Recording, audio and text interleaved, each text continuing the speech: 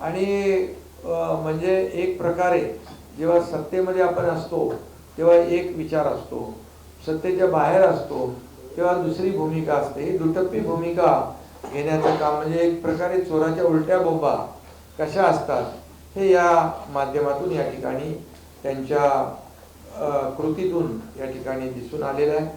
आणि मी त्याच्यात डिटेलमध्ये आता तरी जात नाही, परंतु मी एवढंच सांगू इच्छितो, मुख्यमंत्री महोदयांनी तर ते सगळं अत्यंत त्याचे वस्तुनिष्ठ अहवाल तुमच्यासमोर मांडलेला आहे.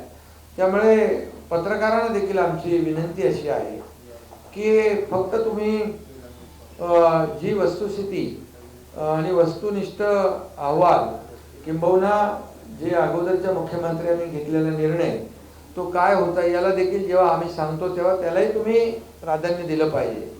कारण त्यावेळेस या तिन्ही भाषा अनिवार्य होत्या आणि त्यावेळेस या मुलांवर कुठलाही ताण पडणार नव्हता असं त्यांचं मत होतं.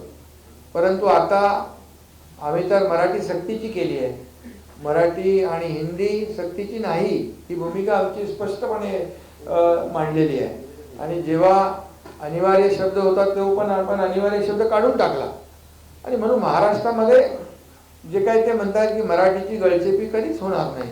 मराठी ही आपली मातृभाषा आहे आणि महाराष्ट्रामध्ये मायबोली मराठी आणि मराठी भाषा हे तर आपण सगळ्या शाळांमध्ये सगळ्या माध्यमांमध्ये मराठी भाषा ही अनिवार्य केली. हे आपल्या सरकारचं काम आहे. मराठी भाषेला अभिजात भाषेचा दर्जा देण्याचं काम आपण केलं.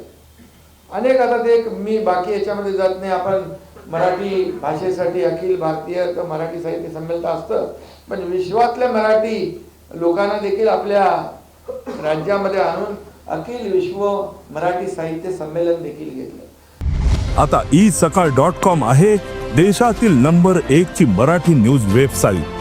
प्रत्येक अपडेटसाठी isakal.com ला नक्की भेट द्या.